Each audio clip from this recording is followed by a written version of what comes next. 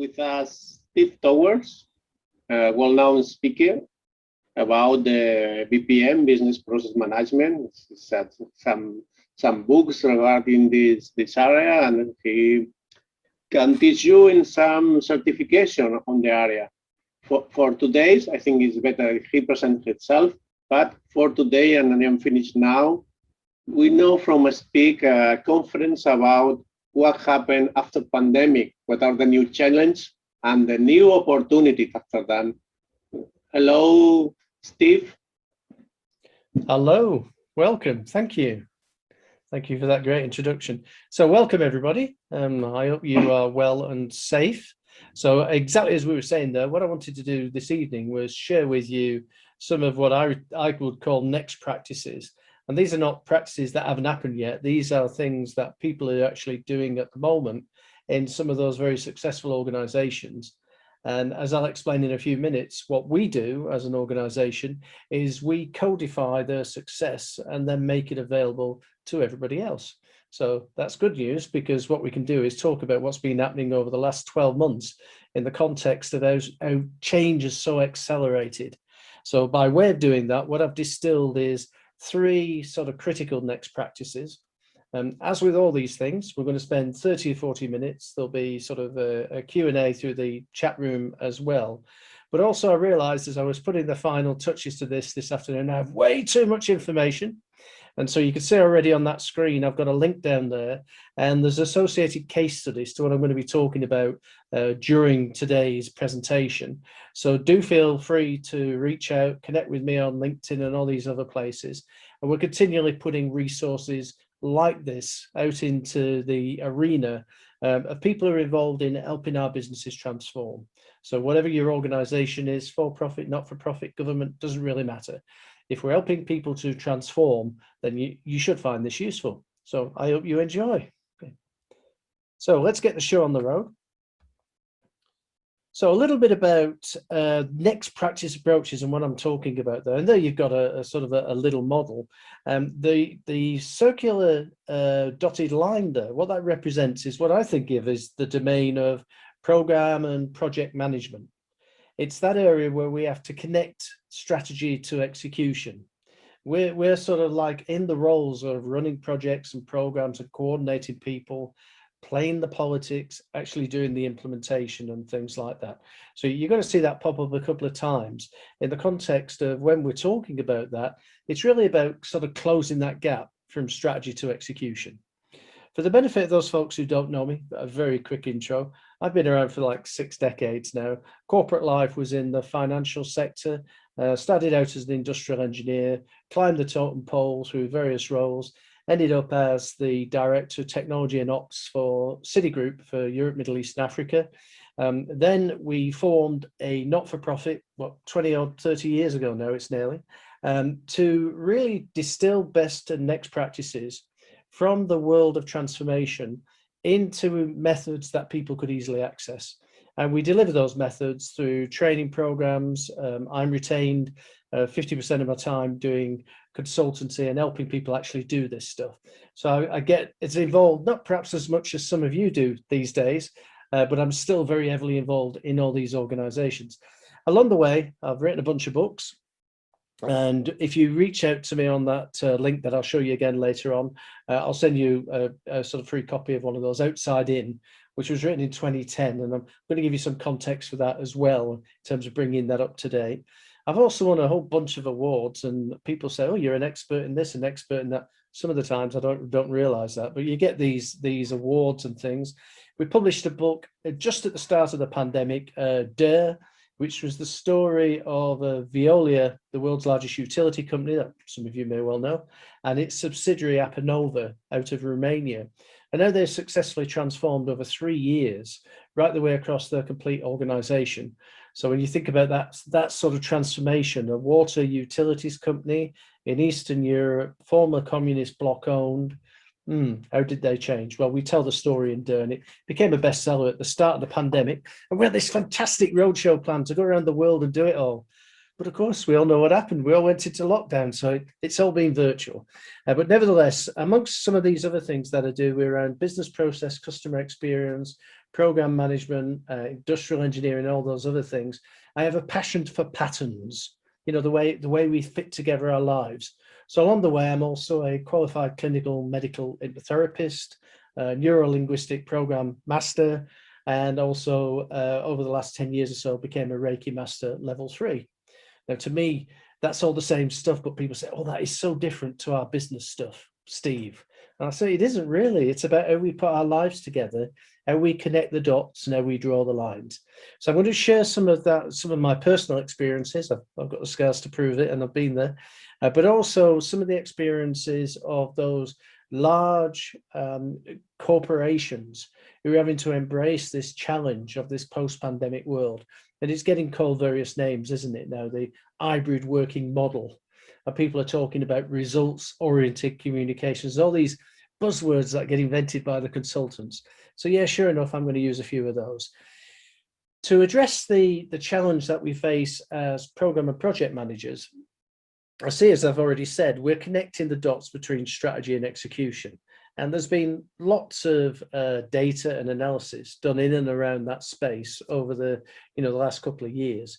So I've got a couple of quotes there, but one of the ones that was interesting to me was the McKinsey quote from the survey they ran, what was probably about 9 months ago now. And what they were saying was that, yeah, we're always involved in change or managing change and transformation. But what the pandemic has really focused our attention on is the need to do it much more quickly. So how are we doing that? And of course, we face a conundrum there, is that oftentimes our organizations were never designed to change as quickly as we would like them to do. So how are people sort of embracing this sort of strategy to execution gap? How are they overcoming that ability and to be able to do that in double quick time? So that's what I refer to as the new hybrid model.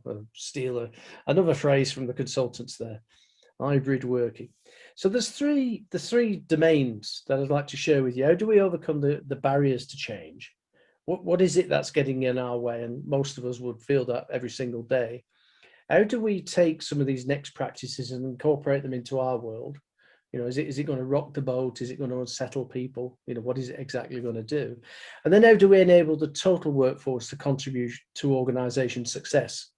How do we allow people to understand that every single activity that's taking place, whether it's a person or a system, should be contributing to the success of the organization?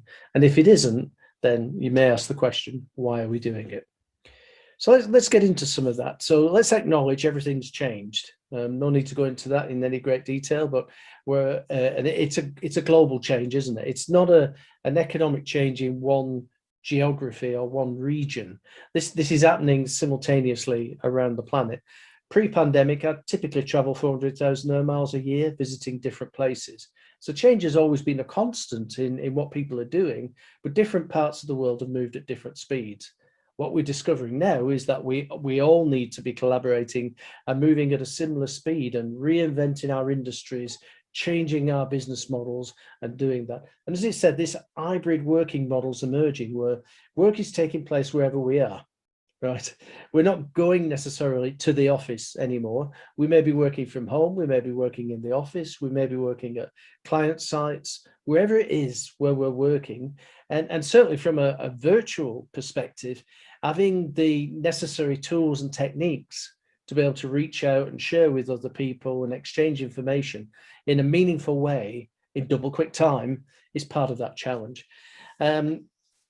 And it's about staying connected because, of course, as customers have become more demanding, you and I as consumers have become more demanding. If we're in government entities, citizens are more demanding. Expectations are higher than ever before. So how do we do that? How do we do all this stuff? What could we take from those organizations who've embraced this challenge and are achieving success, despite everything else that's happening? Now, as we've already said, if you've got questions as we go through this, then please put them in the chat room and we will get to them before the end of the session. So what I thought it would be useful before I start sharing those next practices was to actually think about the mindset that many of us inherited, were educated in, our organizations, however they were working. So I've got there's effectively 3 slides here, and what I use whenever I'm talking with a C-suite, with the boardroom, if you like, in terms of what is this? You mentioned outside in already, Steve. What is it? I said, well, let's start with inside out. And inside out was typically our organizations would start with services or products, right? We then say to ourselves, okay, we need a market to actually sell those things into. So what we do is we do demographics and segmentation, and we ask, how old are you? Where are you living? What's your education level? All those other good questions. And then when we've assessed that, we then say, okay, let's go and find those customers that fit those customer segments. And we reach out and we start finding customers here, there, and everywhere who fit that particular demographic that we want to do business with. Now, if you're in the government sector, don't think of it necessarily as any different. Think about some citizens are quite different in terms of what they want and desire and need. So the same process sort of applies whether you're a government entity, a for-profit, doesn't really matter. In this sort of context, these are the mechanisms that we've gone through.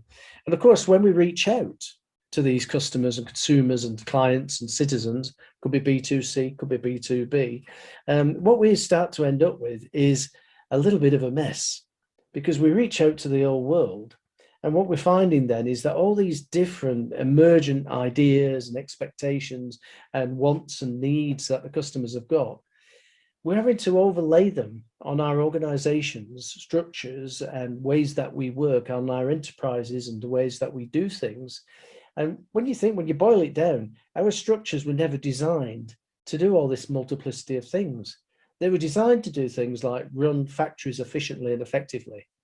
And yet we take these pyramidal silo structures and then we overlay them with customers becoming professional consumers, very high expectations, customers becoming rebellious, customers wanting omni-channel, all these different challenges that they were not designed to be solved by that original organization structure. However, a couple of decades ago, a certain gentleman came along who we'll all recognize, and his insight is what created Apple as we know it today, was to the extent that what he was actually saying was, this was back in 1997 now, Apple Developers World Conference. You've actually got to start with the customer experience and work backwards towards the technology. You can't start with thinking about our products and services and then thinking, hey, how can we design these in such a way that they'll become attractive through a marketing campaign to our customers? And what Jobs was saying was that's the wrong place to start. So what was he, if we turn that into reality, what was he actually getting at? Well, he was talking about working outside in. Again, start with the customer. So who are the customers we want to do business with, or who are the customers we want to relate to? I was talking with a very large American public sector organization that's responsible for collecting taxation, right? And they said, oh yeah, we're not bothered about customers and clients and citizens. We treat them all the same. I said, why on earth do you do that? They said, well, it's standardized processes, isn't it?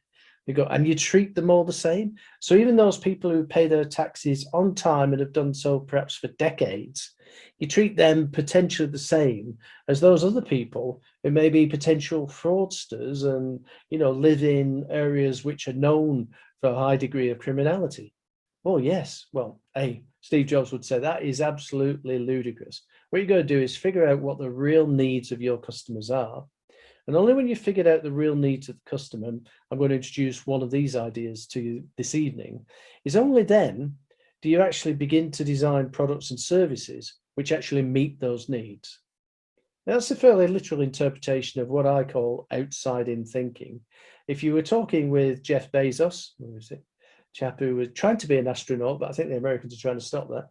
And I will hold my hands up. I'm dual citizen, so British and American, so I can talk on both sides of the pond, as it were. But at the same time, when you think about Jeff Bezos's interpretation of that, what he talks about is working backwards. And if you get the additional resources later, I'll point you at some of the videos where he was actually talking about becoming customer obsessed. If you're working backwards, that's the thing that will fix many of the problems we've got. So customers, both external and internal. So that's the interpretation of outside in, and it's pretty easy. I mean, from the C-suite point of view, the boardroom perspective, to actually understand that shift in mindset. But of course, our systems and our processes and the way we work were never designed in that way. So let's delve a bit deeper into that and talk about what techniques can help us to, as we've already said, bridge that strategy to execution gap, connect the dots. You know, what are the available ones? Now, as I was doing the research and findings around this, there's something like 20 different techniques that are quite popular. So what I wanted to do was, we ran a survey a couple of weeks ago, and these have emerged in those organizations as the 3 things that they're doing, that they are believing are differentiating themselves from, in a competitive environment, their competitors, in a public sector environment, allowing them to adopt a way of working which is much more suited to the 3rd decade of the 21st century now, post-pandemic world that's hopefully developing as we speak. So let's get into that. Northstar alignment.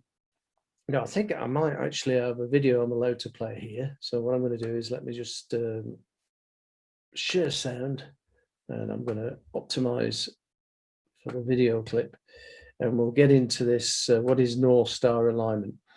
And Northstar alignment is this idea that, do we have a focal point that everybody can agree upon in our organization? And why it's called the North Star is, of course, ancient mariners sailing around the coast and sailing across the seas would use the North Star, being the only star in the night sky which didn't appear to move. All the other stars were in rotation around it. So if you knew where the North Star was, and you could orientate yourself in that knowing where it is, you could then figure out, where are we, how far have we got to go on our journey, and so on. So people have adopted that thing as a true north thinking, if you want to put it that way. The challenge is, though, is we've inherited this world which is unduly complex, seems to have all these complications and nuances, and it's not getting easier, it's actually getting worse. And this challenge of communication, think about it for a moment. How many emails do you get a day? How many texts? How many WhatsApps? Right? How many phone calls are we dealing with? How many Zoom calls do we have to get on? We're absolutely inundated with communication, right?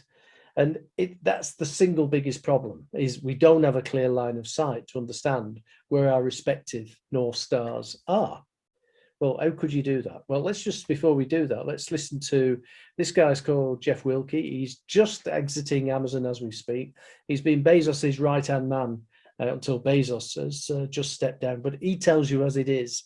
And it was the genesis of North Star alignment template. We have focused in the core consumer business on taking care of customers through price, selection, and a great delivery experience for, essentially 20 years. And we've had success in different ways with different categories and programs at different times, but that sort of mission to deliver a terrific experience for customers and to continue to invest heavily to make that experience better and better has kind of been our North Star for, the whole time, including this time period. Of course, Amazon refers to that as customer-centric alignment, but we don't have to drop into any of the phraseology associated with the customer to know that if we could articulate for our customers what a successful customer outcome looks like, and I'm talking about internal and external customers. So when we're delivering through, our program management offices and things like that, who are our immediate customers and who are our clients internally? And have we really articulated their needs? Are we just reacting to what they say they want? Right.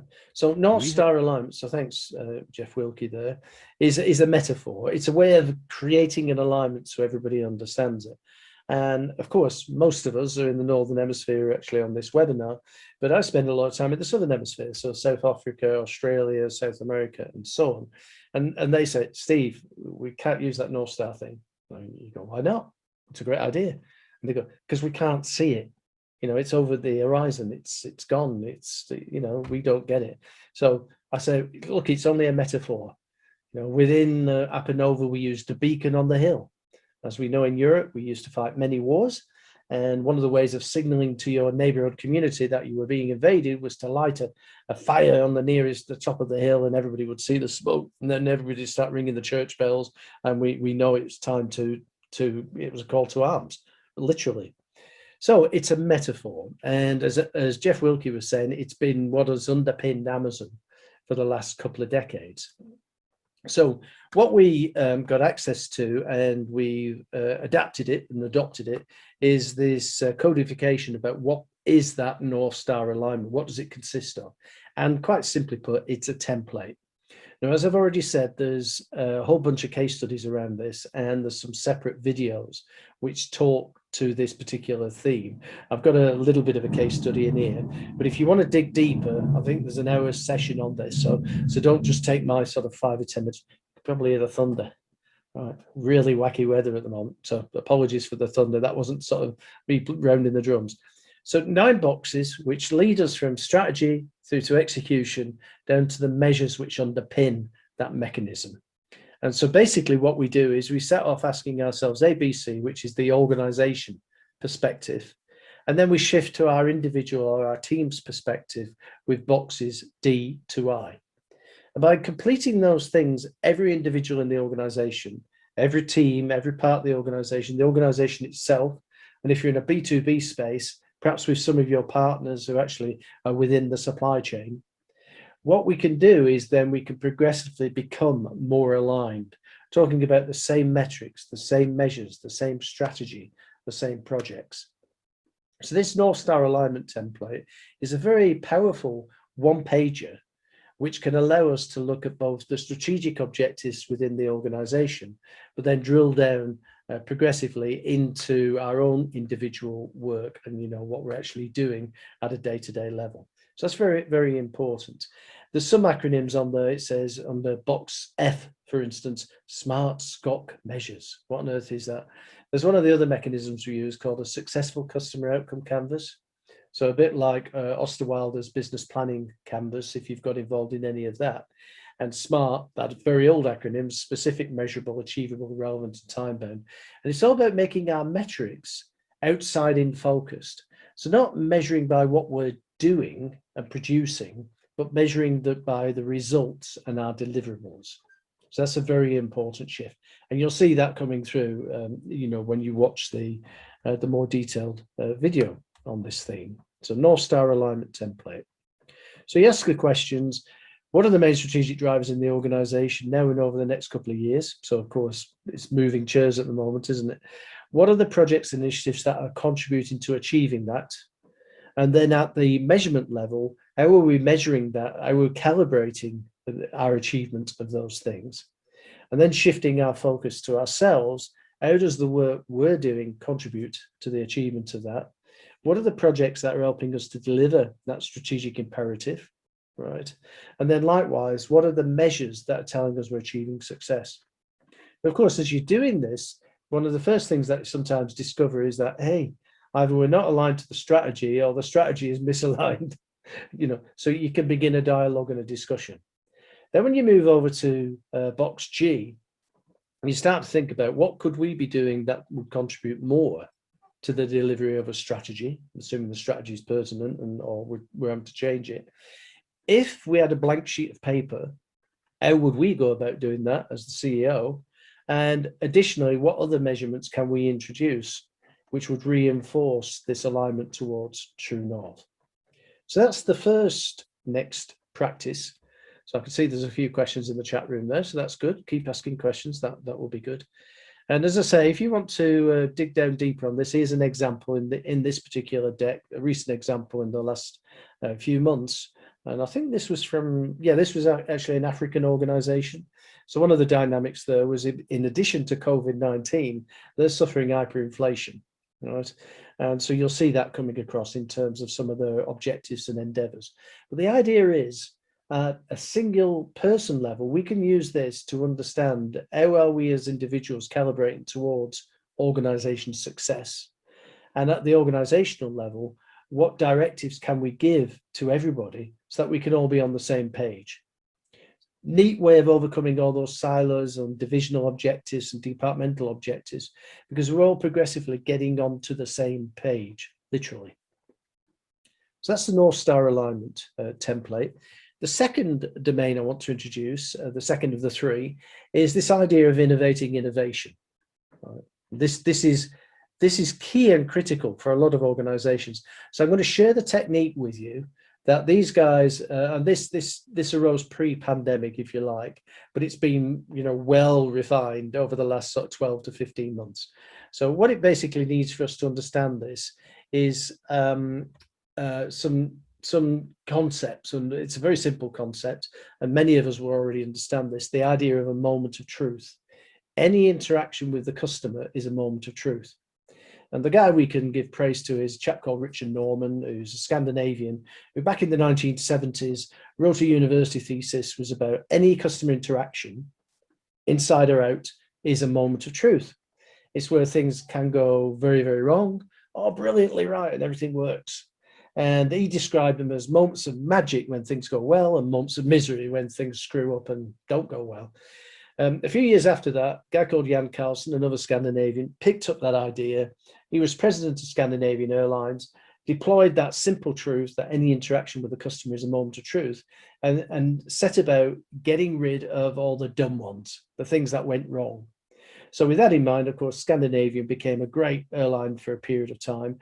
Jan Carlson left, wrote a book called Moments of Truth. And for many years, many of us thought he'd invented the concept, but he hadn't. It was Richard Norman, Swedish chap, and you can find out more about him. Sadly, he passed a few years ago, but he left a huge legacy in actually being able to identify what is the fundamental cause of all work, and that is the moment of truth.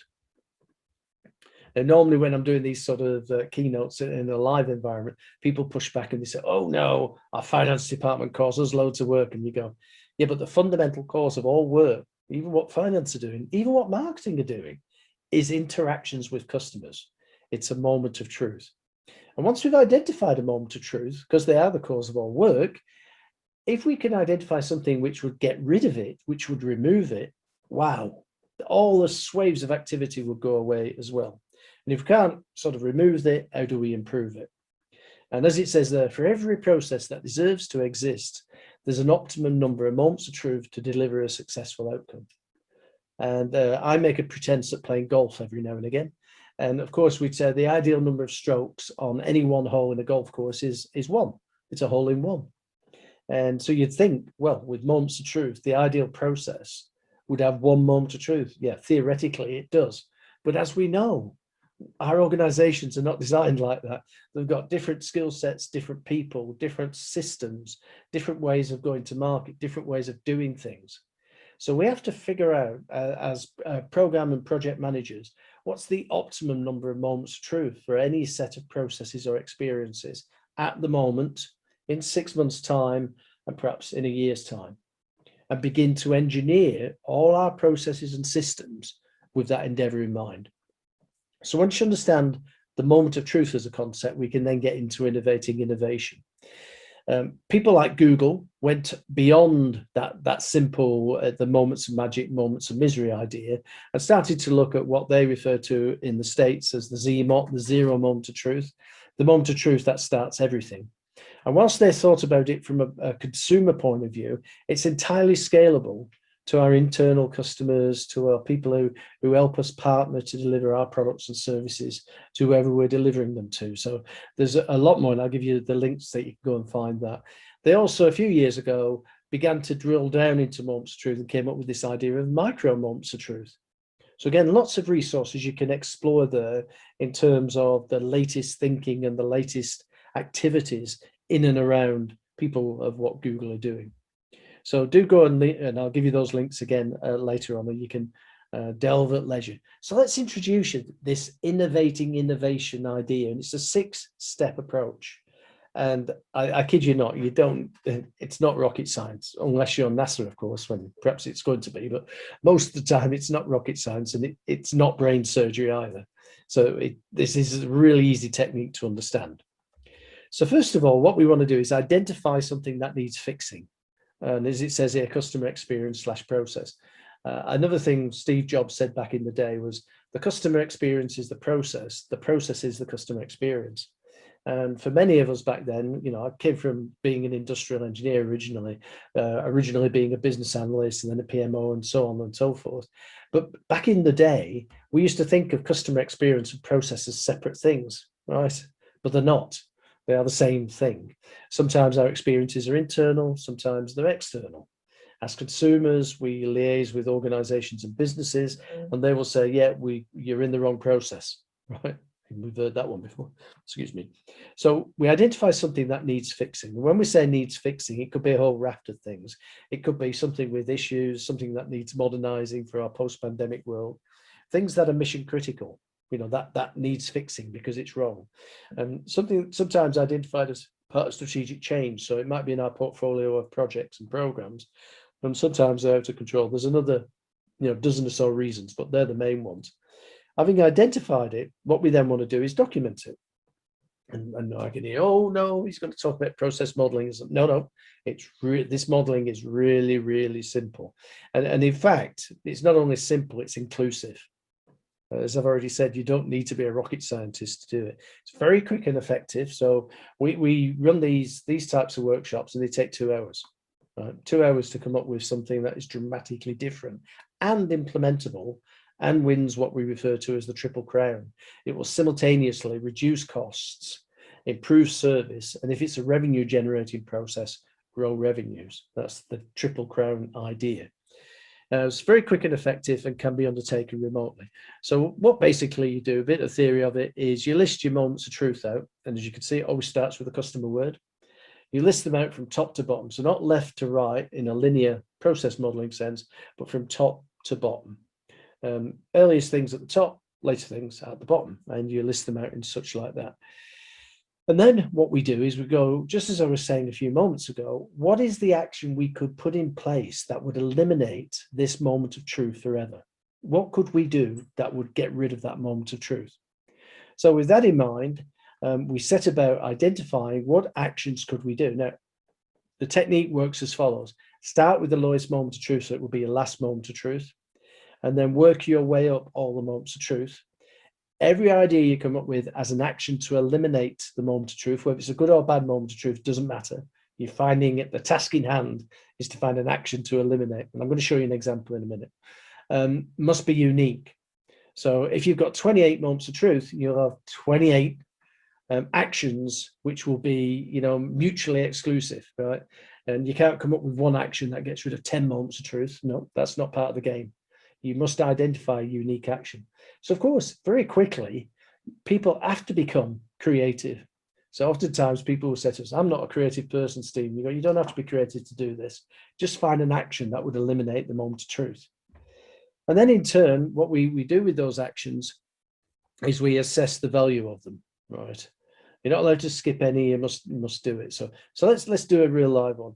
So any of us who've lived in Canada, or perhaps in the far northern parts of Europe, in northern Norway and Finland and Sweden, that sort of thing, will be familiar with this phenomena, especially in the winter months, of ice storms, where especially close to the coast, it might be raining, but the temperature at ground level is below 0 degrees Celsius. So of course you get this interesting effect where water freezes on contact with those super cool surfaces. Right? Now, if you're a utility company, right, it's a big problem, because of course the ice is going to accrete on all your infrastructure, becomes too heavy, and the infrastructure collapses. So all the pylons and the power towers collapse and come down. So here we have a moment of truth where the power goes off. So I'm going to give you a test now, get you thinking about it. So we're all be in this workshop, imagine, and we found this moment of truth where the power goes off because the line's been disconnected. Now, it's a pretty bad situation because it could be minus 20 degrees Celsius, blowing a gale, it's blizzard and it's raining and freezing on contact and all that sort of stuff. So you've no light and you've no heat. So it's a pretty critical situation. So what could you do to eliminate the power going off? What would you do? Think of ideas. Of course, you don't need to shout them out, but if you're in a workshop, we would, right? So yeah, so you could come up with ideas of, we could give all our customers generators, and then as soon as the grid goes down, the generator clicks in and they would get power. Some suggestions might be, well, we could bury the power lines, into the ground, and then they won't be affected by the weather. But as some of us know, Canada is the second largest geographic country in the world. And if you were stringing, wires below the ground from one side of the Canada to the other, not only would it be hugely expensive, you've got some logistics challenges in that a lot of Canada is either forest or permafrost or bog, right? So, hey, that's not going to work. So we still have this challenge. So how could you do it? And it was at this point in this workshop with the power company based out of British Columbia and Alberta, but servicing the whole of Canada, where this guy says, I go backwards hunting every springtime. And they go, Dave, why are you telling us that? He's going, no, stay with me. I've got a great idea. I said, what do you mean? He said, well, I go backwards hunting. And when I'm backwards hunting, of course, bears chase you. And he said, it happens every springtime. And the only way you can't outrun a bear, you've got to climb a tree. And when you climb a tree, how's the bear going to get you out the tree? When he tries to climb the tree, but he's big and bulky, so he drops down. How does the bear try to get you out of the tree? All right. Well, he drops down and he shakes the tree. Okay. So he said, look, here's a great idea. As soon as we know there's a forecast of severe weather, an ice storm coming in, tie chunks of meat to all our pylons, the bears will come along and they'll shake the pylons. And you go, how many grizzlies is that going to involve? That's going to be inordinately expensive. And you go, no, it's not about that idea itself we're going to implement. We want to implement the effect. So in this context, what they did do was install little black boxes at the top of all the pylons. And in the 5 years since it's been implemented, they've not had a single power outage. And the way it works is the little black box sits there, the temperature drops below 0 degrees Celsius, the humidity increases to 100%, and the little black box vibrates, stops the water accreting on the wire, it falls off before it has a chance to freeze. Bingo. No ice, no outages as a consequence of ice storm in the last 5 years.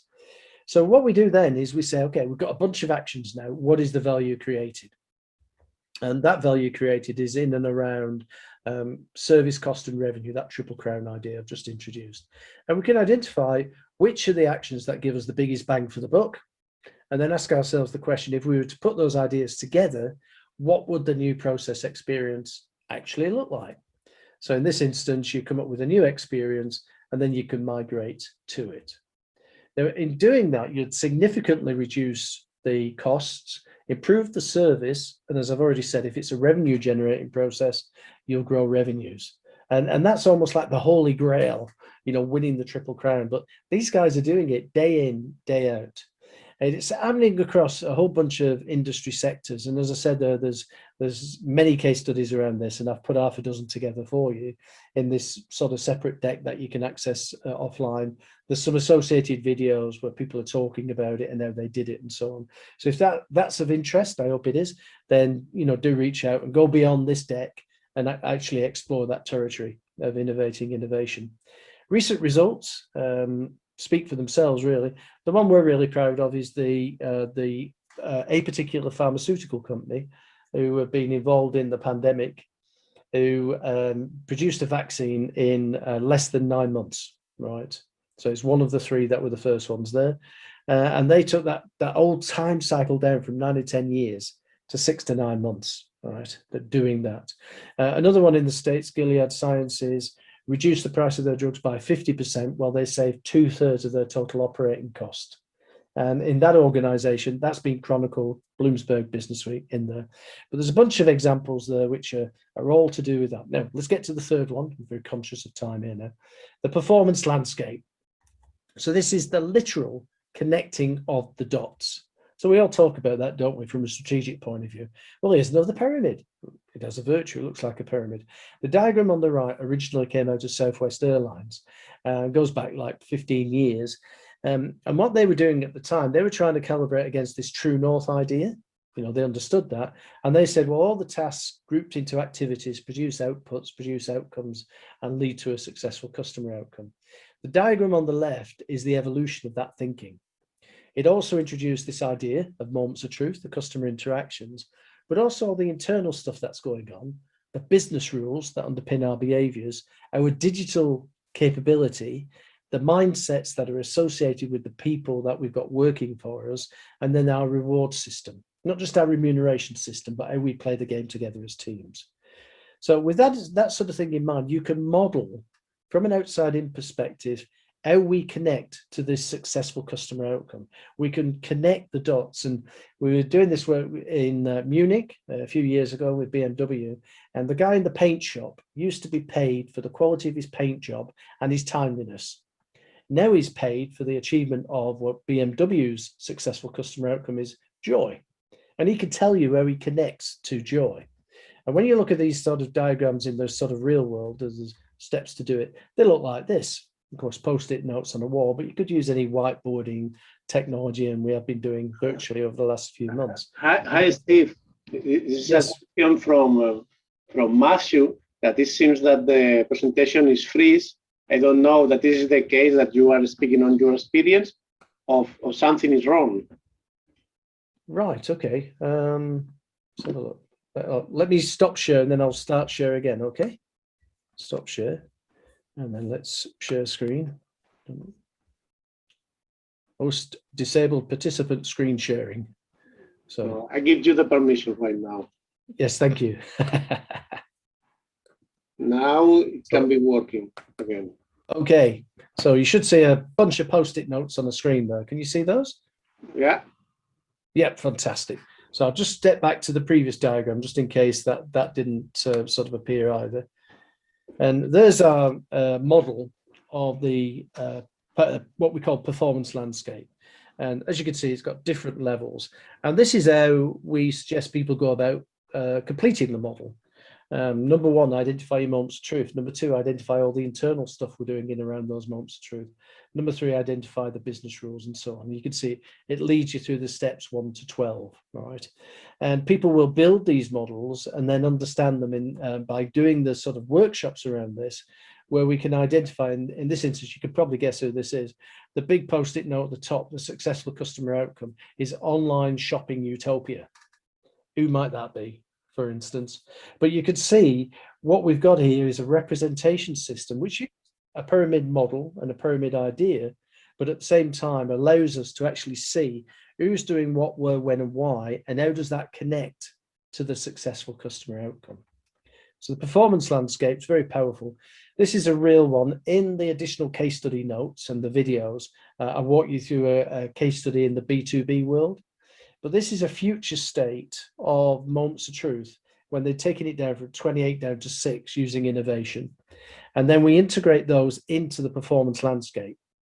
So you can see the red line there, moments of truth, 1, 2, 3, 4, 5, 6, just as we said on the previous screen. These guys in the B2B world, and important for them, their successful customer outcome at the top there is confidence. Everybody in the supply chain should have confidence that what we're going to deliver is what we say we're going to deliver. So those are the steps and stages again.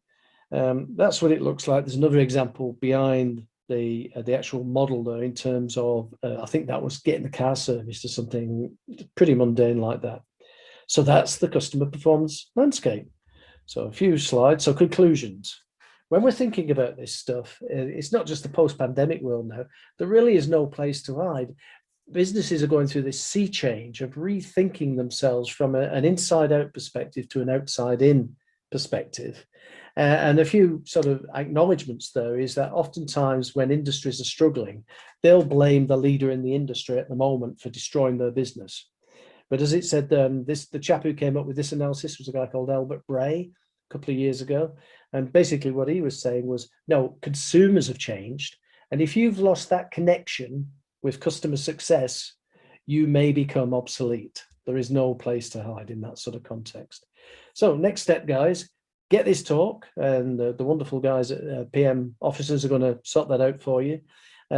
If you go to that link down there, you can deep dive into the 3 tools I've just discussed with case studies and videos and all that sort of stuff.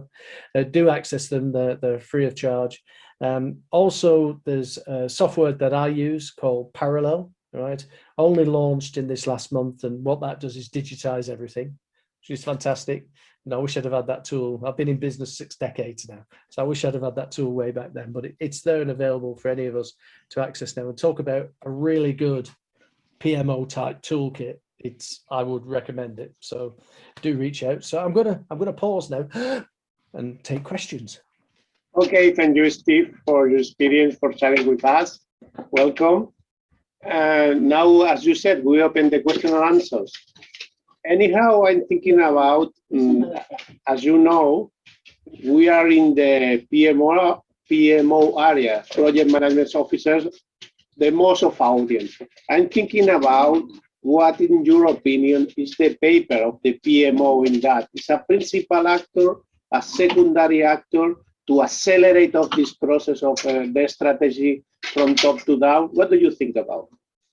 Oh, I think, as I said on the diagram, I think 2 slides in, the PMO is pivotal to the success of the organization. It connects the strategy to the execution. So through the projects and programs that we're running in our organizations, it's the center of it's the hub of the wheel. Everything else turns around our ability to help the organization accomplish the tasks, activities, and implement the strategy. So it's more important than ever. It's like, you know, it's always been the center of gravity. And I think if I talk about the ones, you know, that I specifically work with, what I've seen is a growing of influence, in the sense that it's not just about really good program management approaches and almost being like gatekeepers sometimes. It's now also incorporating content. You know, what is it, who are we as an organization? What is our culture? What are our strengths? What is our style? And through every single project and program, being able to build on that, you know, being able to, again, connect the dots, you know, and draw the lines. So even more so now, and I think this is like, you know, it's great news, because, you know, I've been there and I've done it. So it's great news that now it's getting the acknowledgement and the importance that it's always deserved, but now it's needed more than ever before.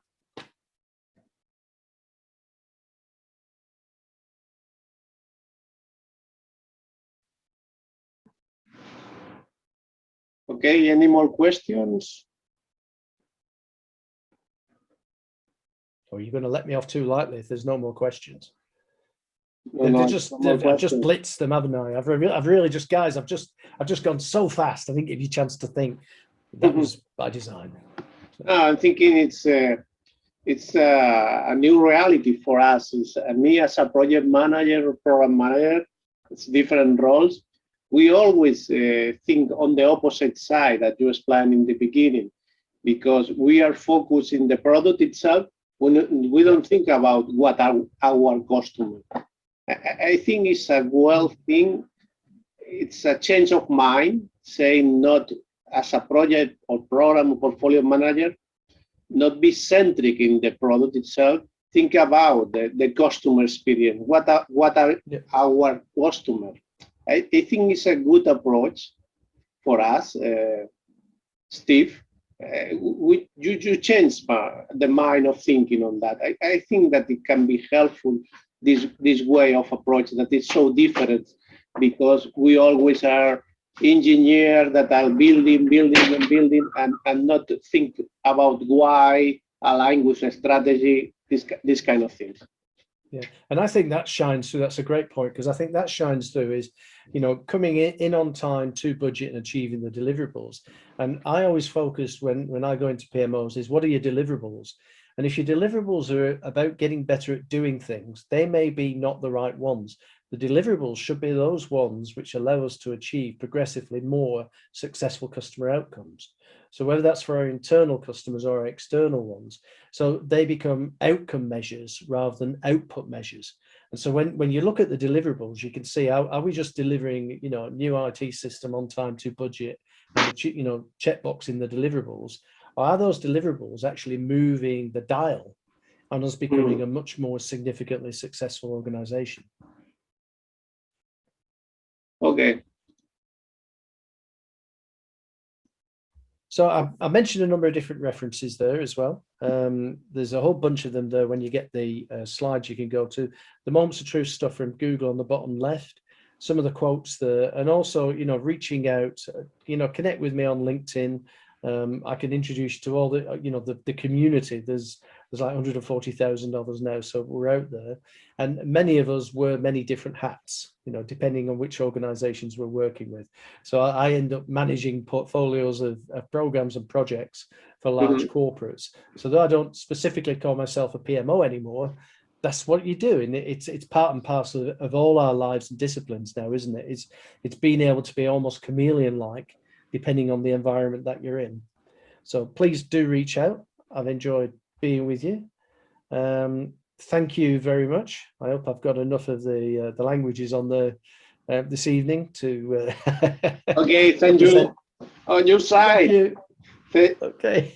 Okay, see you later. Bye bye all Thank together. you. Cheers, guys. I'll see you again soon.